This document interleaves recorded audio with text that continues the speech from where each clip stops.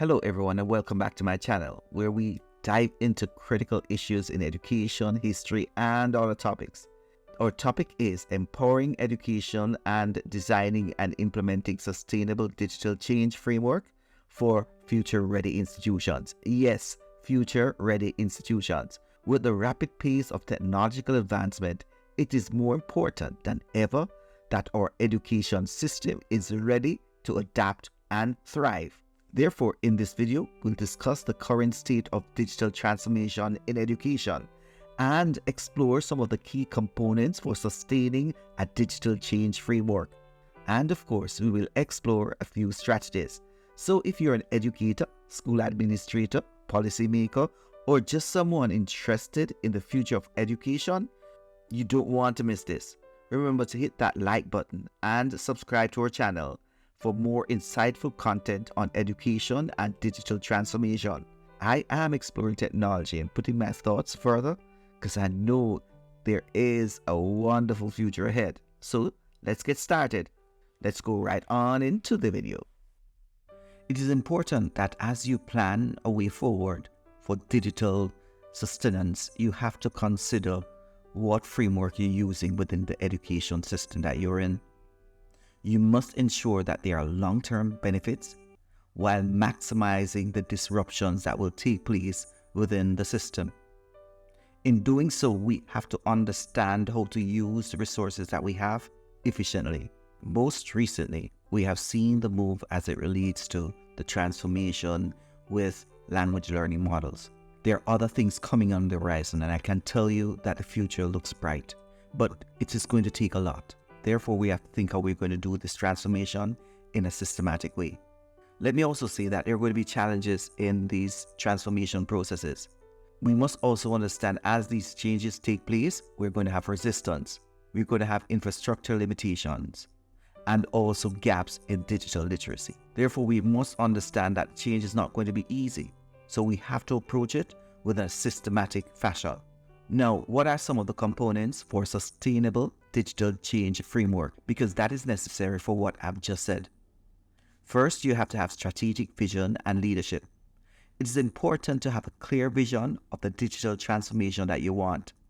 So many times that individuals will take over the realm of pushing digital technology, they do not come from a critical lens. I think many of them come from a hype.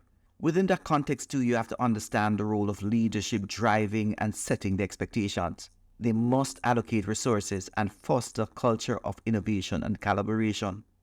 I would say a sustainable digital framework cannot exist in silos. You have to have the systems talking to each other and people collaborating. And of course, you have to have a culture that is innovative and collaborative. People must share their ideas and not walk away with the ideas taken from others to create their own innovation. You have to understand also, as you look at sustaining this digital framework, the need to have inclusive stakeholder engagement. When you look at what is required to have an inclusive stakeholder agreement, you're looking at including educators, students, parents, and staff in the digital change process. So often, institutions go across and have these changes and don't allow the stakeholders to be involved.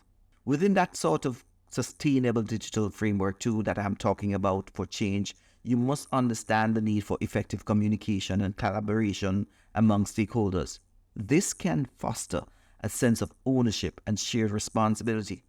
Too often I see people chasing down the road on a digital sort of initiative without giving consideration to all those who are supporting the digital change initiative. We must understand the need for collaboration when working together. And as we're thinking about the issue of sustaining digital change within a framework that we want to design, you have to think about digital infrastructure and technology. You must assess current infrastructure that you have in your institution and technology, and you must go through an audit process where you're going to say, what do I have, resources, and the capabilities of these resources. You should also identify sustainable and scalable solutions that align with your institutions. Because if this is not taking place, then the digital transformation will not be a continuous process and you will not be able to adapt to future technological advances. For example, let's look at VR. A lot of times we have VR technology being deployed. Many of them are not scalable. And if we are to say, all right, we're going to use a specific headset for a purpose, then we go the wrong direction. One of the things that I find really interesting is that there's a need for capacity building and professional development. We must enhance the digital literacy skills among the educators and staff who will be using this technology. And this can be done by having programs, professional development programs, that is, workshop, and of course, ongoing support. We make the assumptions many times because someone is introduced to that technology, they're going to know it. Remember, you have to practice certain technologies to be able to use them functionally. You might have these introductory courses, but you have to consider how you're going to be able to guide those individuals using this form of technology. Another point that you must consider in scaling a digital framework, you must consider and promote continuous learning and growth. There must be opportunities for individuals to learn about these technologies and access resources. There must be mentorship and, of course, networking opportunities outside the institution. For example, going to conferences. Going to conferences allow individuals to see what others are doing in various places and also help your framework to be stronger and more rigorous, because that's so important. Within any framework, there must be a policy and, of course, regulation guiding the framework. You should review existing policies if you have. If you don't, you have to ask others about them from other institutions and get that done. You should also identify the gaps that could hinder you in providing this digital framework necessary.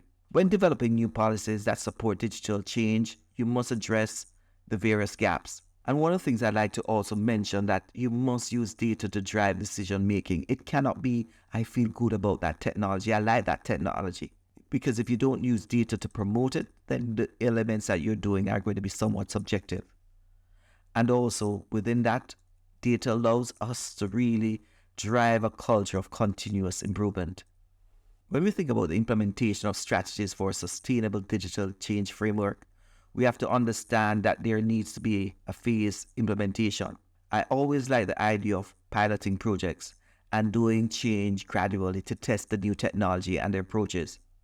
And of course, this allows for adjustment to take place and we can refine before broader implementation. That is so important because when you're thinking about scaling, you really have to consider that. We have to understand for sustainable digital change, there must be scaling. And we have to take this gradually.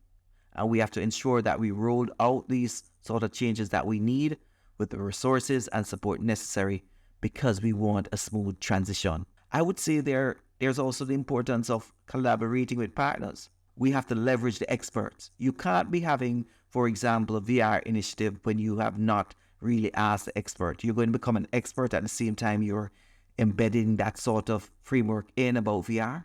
No, you should collaborate with a technology person, collaborate with the individuals who have really been in depth in that field. And it brings me to another point. We have to build supportive networks of partners that share the knowledge, resources, and of course, best practices. At times, many technologies will come out and we'll buy the technology. One of the things I've always reflected on is the issue of whiteboards going into classroom with the projectors. Once the projector bulb went, that was the end of that whiteboard.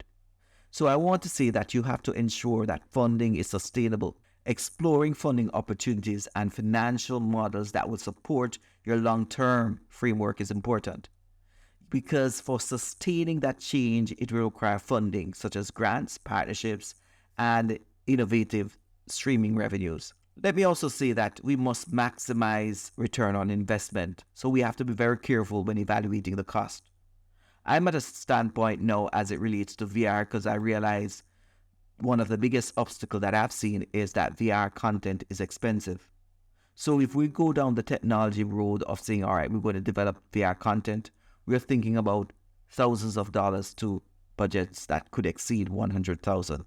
So we have to maximize, and that is where I think about the issue of pedagogy and technology. So we have to think about what we're going to use it for and how we can scale it to maximize the use of participants. Would it make sense making something that will only be used by 10 students or maybe the whole student population? So we have to think about these things. There are several barriers that can limit a digital transformation framework for change. And some of these barriers are resistance to change. Sometimes faculty members and others are not really interested in change.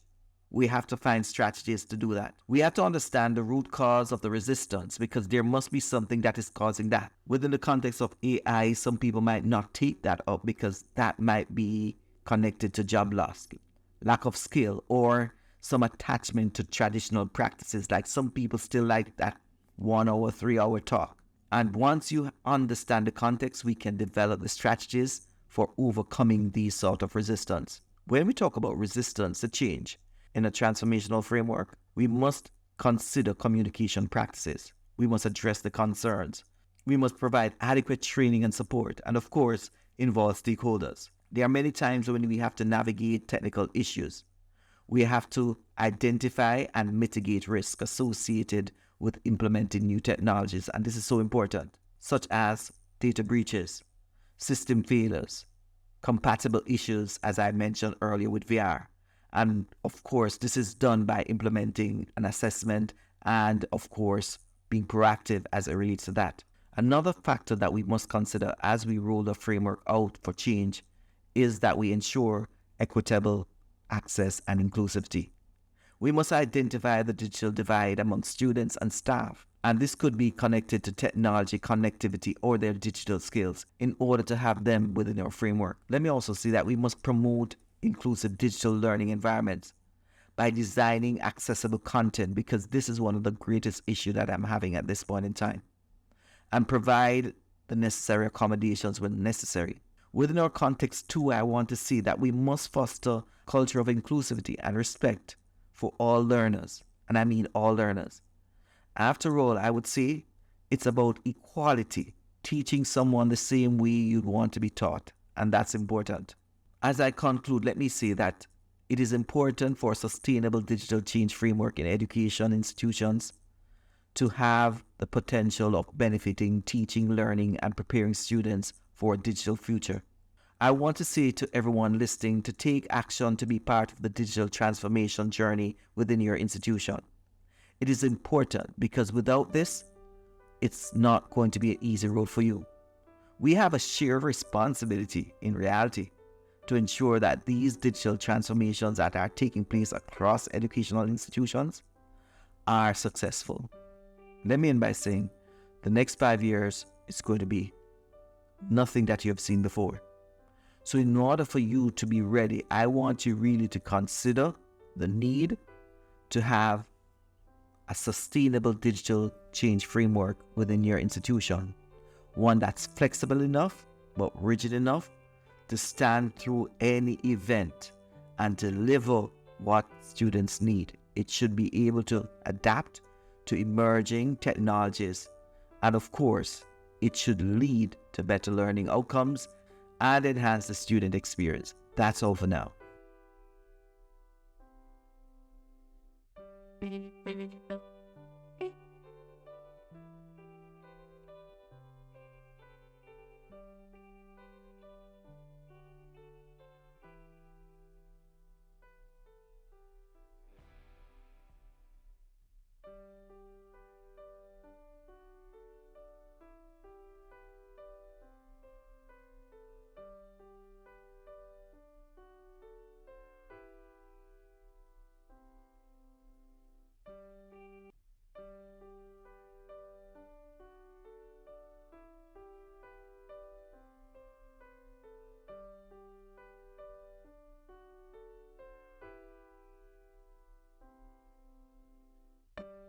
baby,